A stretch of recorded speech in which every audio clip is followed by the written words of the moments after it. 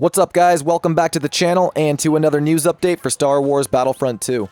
We have the release notes for the January game update, which is currently delayed and is now dropping on February 3rd. This update introduces two new heroes, BB-8 and BB9E into Battlefront 2, as well as a bunch of other new content, which we're going to go over in today's video.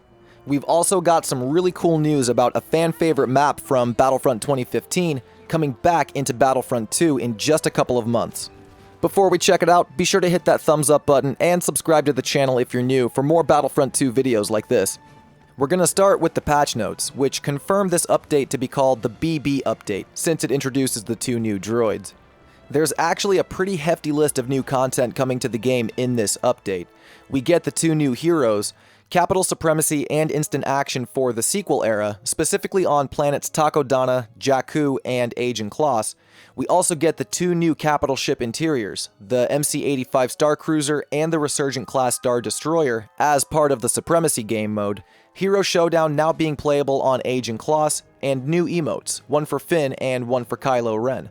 In terms of content, that's actually a really good list. Let's check out the two new heroes, BB-8 and BB9E, since we now know their abilities and everything that they can do. We'll start with BB-8, who is definitely more offensively oriented, but still fills a nice support role for the light side. His primary weapon is a shock prod, which will deal electrical damage to enemies over time, and he comes fitted with three abilities. Rolling Charge, which will make him roll faster than normal and cause damage to enemies that he bumps into with it. Resistance Backing, which unveils enemies around him and causes them to take more damage from your friendlies, and Cable Spin, where BB-8 will begin to rotate and hit enemies around him with 3 tow cables. He also has 3 different passive abilities, which really showcase his support skills. The first one is called Technical Support, where BB-8 will count as 2 units when capturing a command post. On top of that, this ability lets him activate objectives much faster too. His second passive is called Swift Reaction, where BB-8 increases the cooldown speeds of nearby friendly characters' abilities. His last passive is the Health on Kill, which all other heroes also have. BB-8 is able to dodge, jump, and his rolling speed is similar to a Force user in terms of sprinting. He also comes equipped with a flashlight that you can turn on and off at will. Just like every other hero, he also comes with a set of 9 star cards that each do different things, like increase his maximum health regeneration or boost his abilities. He also comes with 4 victory poses and 4 emotes, one of which is the iconic thumbs up from The Force Awakens. His dark side counterpart, BB9E, is very similar to him in function. He also has a primary weapon that is centered around a shock prod, which will stun enemies periodically and deal damage over time. BB9E also comes with 3 different abilities, the first of which is Smokescreen, which will emit a dense smoke that reveals enemies around BB9E for the duration of the ability. The second one is called Charge Up, which emits a pulse that places his shock prod and all nearby friendly blasters into Super Success mode. That's the mode your blaster goes into when you hit the yellow bar after you overheat it. You basically get to shoot until the Super Success mode wears off. And his last ability is called Shock Spin. When he uses this, BB9E will spin and release an electric pulse that pushes and damages enemies that are nearby. Any enemies that are further away, though, will have their blasters overheated, which is a really nice secondary effect. BB9E's abilities are definitely more support-oriented, whereas BB-8 is more offensive. 9E also has 3 passives just like BB-8 though, the first of which is also Technical Support just like his counterpart, which will make him count as 2 units when capturing a command post, and will activate objectives faster. The second one is called Bacta Support, where BB9E will periodically heal his friendly characters around him. The third one is Health on Kill, where he gets health back every time he defeats an enemy. Just like BB-8, 9E will be able to dodge, jump, has a rolling speed similar to a Force user in terms of sprinting speed, and he also has a flashlight that you can turn on and off. He comes with a set of 9 star cards that boost his abilities, his passives, and his shock damage, and he also has 4 victory poses and 4 emotes. These two new heroes are perfect additions to the 3 maps coming to Capital Supremacy and Instant Action, Jakku, Takodana, and Ajan Kloss. We'll also be able to play as them inside the new Star Destroyer and the MC-85 Star Cruiser. Now, since Capital Supremacy is expanding to include the sequel era, we now have an era selection option, which will let us choose between either prequel maps or sequel maps if we want to play Capital Supremacy. This is actually already a feature for co-op mode, it's just expanding to include CS. This game update is also bringing improvements for the AI players that you'll face in Capital Supremacy and Instant Action, where once they could not, the AI players will now be able to do melee attacks if they're close enough, and they won't shoot if they should not be able to. For example, when they're doing a dodge roll, or if they're frozen by a hero ability.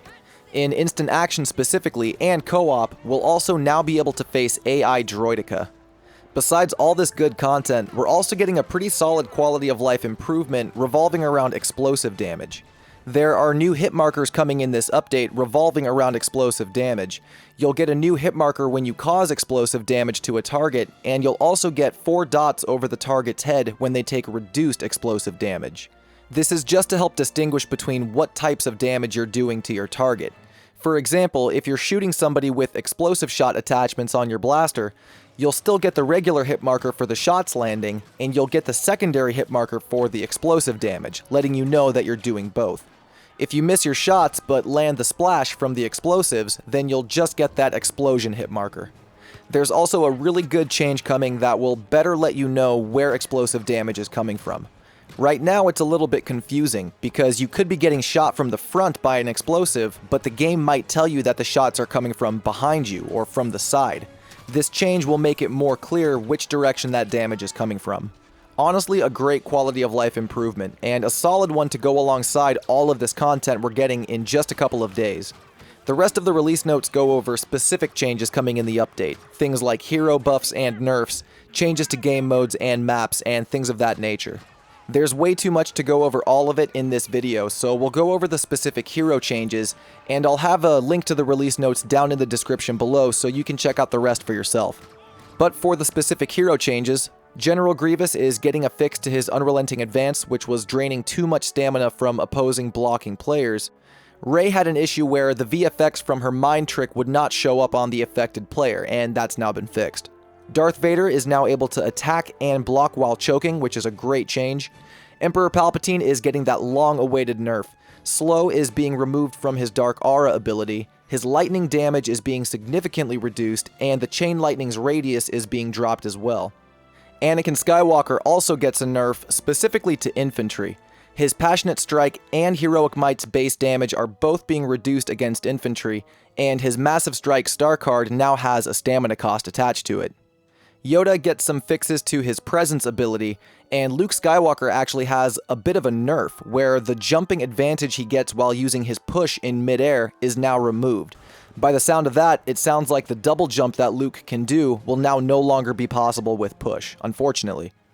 Iden Versio had an issue fixed where the droid shield could not be manually deactivated.